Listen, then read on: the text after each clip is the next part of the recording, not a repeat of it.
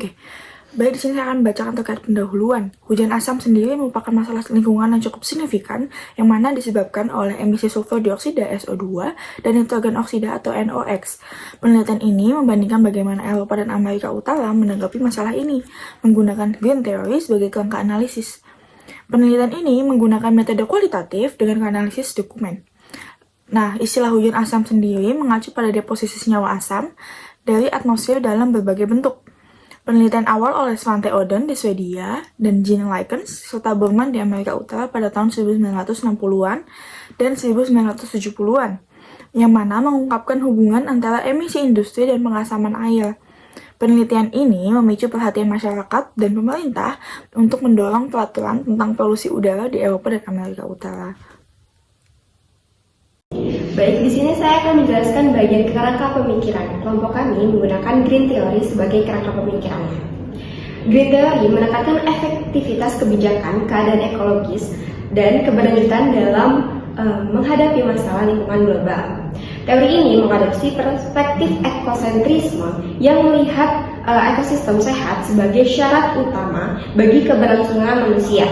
Green theory mendorong inovasi politik dan perubahan perilaku untuk keberlanjutan.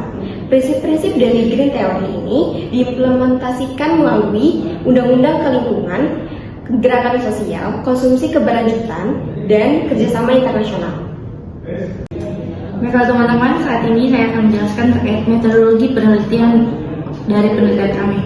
Nah, penelitian ini menggunakan pendekatan kualitatif dengan riset komparatif analitis untuk memahami pencemaran udara lintas batas dalam konteks perbandingan respons antara pemerintah Amerika Utara dan juga pemerintah di negara-negara Eropa. Metode penelitian ini memungkinkan eksplorasi mendalam terhadap kebijakan dan respon dari setiap negara dalam menyikapi fenomena hujan asam yang semakin tinggi intensitasnya.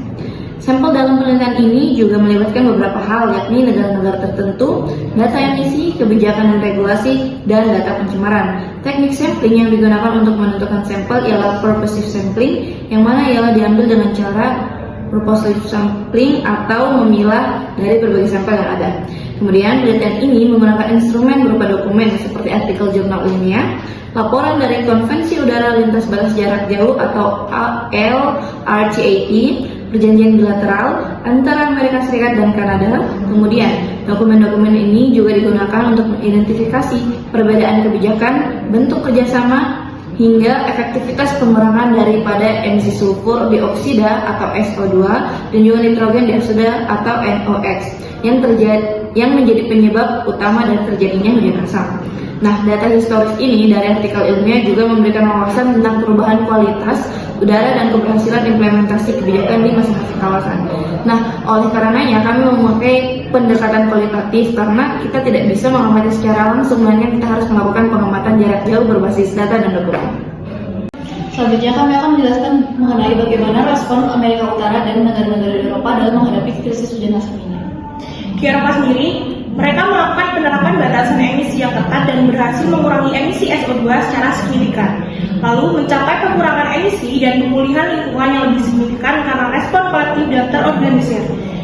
Dan juga terdapat penerapan konsep beban kritis untuk pengendalian emisi, dan juga Eropa menyadari masalah hujan asam sejak 1950-an dengan studi yang menunjukkan polusi Inggris mencapai Norwegia dan Swedia.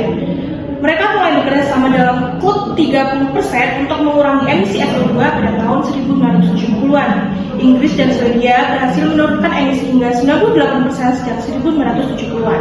Amerika Utara sendiri mereka mengadopsi pendekatan bilateral, terutama Amerika Serikat dan Kanada.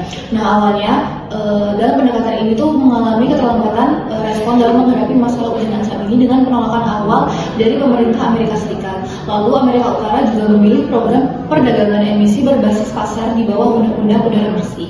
Selanjutnya, Amerika Utara juga mengalami peningkatan perhatian publik pada tahun 1970-an, namun tindakan politiknya terkesan lambat. Selanjutnya, Amerika Utara juga mengesahkan Undang-Undang Pengendapan Asam pada tahun 1980 untuk program penelitian selama 10 tahun.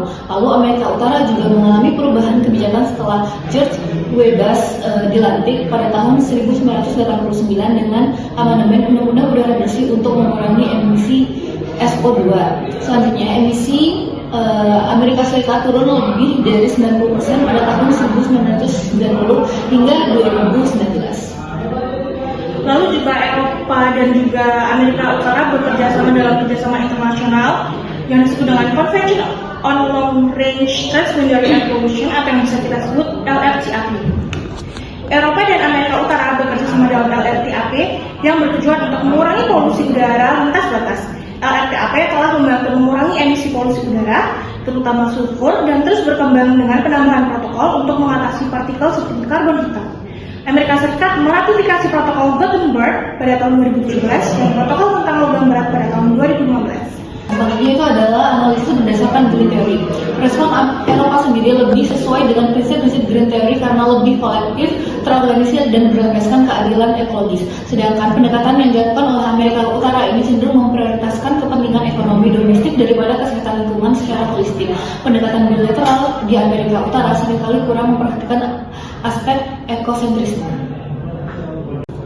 Tibalah kita pada kesimpulan dalam penelitian kami kali ini. Implikasi dari penelitian ini terhadap ilmu hubungan internasional adalah menunjukkan pentingnya kerjasama internasional dalam pendekatan berbasis sains dalam mengatasi masalah lingkungan global. Nah, keberhasilan Eropa dan Amerika Utara dalam mengurangi dampak hujan asam meskipun dengan pendekatan yang cukup berbeda menunjukkan bahwasanya isu lingkungan lintas batas dapat diatasi secara efektif melalui komitmen bersama, perjanjian internasional, dan kebijakan yang didasarkan pada data ilmiah.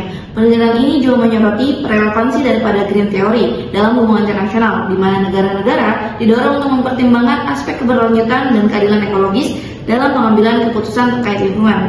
Jadi teman-teman, walaupun memiliki cara yang berbeda, tapi kedua negara ini memiliki tujuan yang sama untuk mengatasi hujan asam di tiap negaranya. Nah, keterbatasan dalam penelitian kita ini tidak terbatas hanya pada kurangnya data, tetapi hal ini tidak melampaui keinginan kita untuk dapat menyelesaikan paper ini.